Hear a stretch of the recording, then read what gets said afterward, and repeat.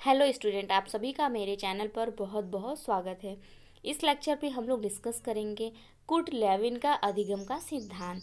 तो अधिगम का प्राकृतिक दशा का सिद्धांत, इसके प्रवर्तक है कुर्ट लेविन। इसके अन्य नाम है क्षेत्र का सिद्धांत, स्थान मनोविज्ञान सिद्धांत, तलरूप सिद्धांत, बाल दिशा मनोविज्ञान, संज्ञानात्मक क्षेत्र का सिद्धांत और थ्री फेज थियरी। ये है जो अन्य नाम से जाने जाता है कुर्ट लेविन के सिद्धांत को।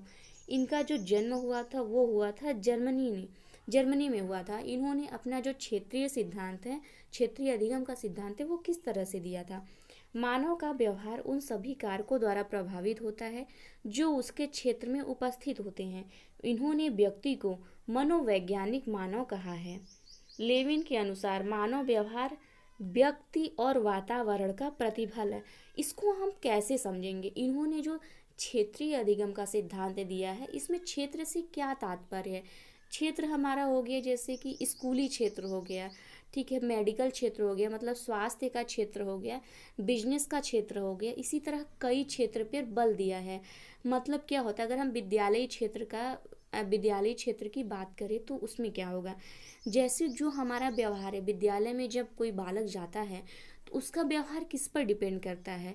वो उस बालक पर डिपेंड करेगा और जो वहाँ का वातावरण है वो उस पर डिपेंड करेगा। ये बोला था कुर्ट लेविन ने कि मतलब जो बच्चे का व्यवहार है वो किस तरह से चेंज होगा, वो जो बालक है उसका, और वो वातावरण के साथ कैसे इंटरेक्ट कर रहा है, वहाँ का वातावरण कैसा है, वहाँ के लोग कैसे हैं, उस पे डिपेंड करेगा कि वो किस तरह से क्या सीख रहा है अपने वातावरण से। तो ये कहा था लेविन ने। लेविन के अनुसार मानव व्यवहार जो है व्यक्ति और वातावरण का प्रतिफल है। इन्होंने एक फॉर्मूला दिया था, B=F_P_E। बी है हमारा व्यवहार, एफ है फील्ड या क्षेत्र, पी है साइकोलॉजिकल पर्सन मनोवैज्ञानिक मानव, ई है इन्वायरमेंट मतलब वातावरण। जो पूरा बालक का व्यवहार होता है इसको हम कैसे समझेंगे? बिहेवियर क्या हो गया, बालक का व्यवहार वो किस पे डिपेंड करता है? किसी एक विशेष क्षेत्र में उस मानव का, मतलब जो बालक है उस बालक का वातावरण के साथ क्या प्रतिफल है। मतलब अगर हमने विद्यालय क्षेत्र की बात की है तो विद्यालय क्षेत्र एफ हो गया। विद्यालय क्षेत्र में बालक का उसके पर्यावरण के साथ, वातावरण के साथ क्या प्रतिफल है, वही बालक का व्यवहार है, वही उसके व्यवहार को डिसाइड करता है। ये कहा था कुर्ट लेविन ने। और जैसे अगर हम स्कूल में जाते हैं तो वहाँ पे बहुत से कारक होते हैं, जैसे होता है भय, लक्ष्य और बाधा। हम क्या करते हैं कि अगर हमें लक्ष्य की प्राप्ति करनी है तो जितनी भी हमारे पास बाधाएं आती हैं वो किसी भी रूप में हो सकता है, डर के रूप में हो सकता है, किसी भी रूप में। तो हम क्या करेंगे, जितनी भी बाधाएं हैं अगर हम उस बाधाओं को पार कर लेते हैं तभी हमें अपने लक्ष्य की प्राप्ति होती है।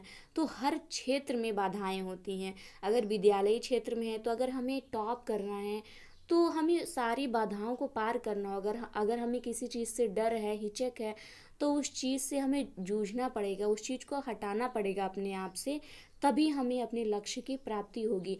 और वो हम वहीं पर हटा सकते हैं जिस क्षेत्र से वो जुड़ा हुआ है।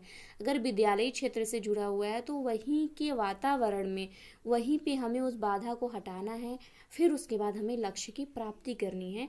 ये कहा था कुर्ट लेविन ने। तो बेसिकली ये कुर्ट लेविन का यही मानना था कि हमारे आसपास कई तरह के क्षेत्र हैं, मतलब बहुत से फील्ड हैं, हर फील्ड में कई तरह की बाधाएं होती हैं, कई तरह की प्रॉब्लम्स होती है, जिसके बाद बालक क्या करता है, उस प्रॉब्लम से लड़ता है, उस प्रॉब्लम को दूर करता है और अपने लक्ष्य को प्राप्त करता है। तो जिस क्षेत्र में वो रहता है उस क्षेत्र का वातावरण और जो बालक है उसका, जो बालक है उसके वातावरण के साथ ही जो अन्योन्य क्रिया होती है, जो प्रतिफल होता है, वही उसका व्यवहार होता है कि बालक उस वातावरण में वहाँ के लोगों से किस तरह से रिएक्ट कर रहा है, किस तरह से घुल मिल रहा है, किस तरह से वो अपने बिहेवियर को चेंज कर रहा है।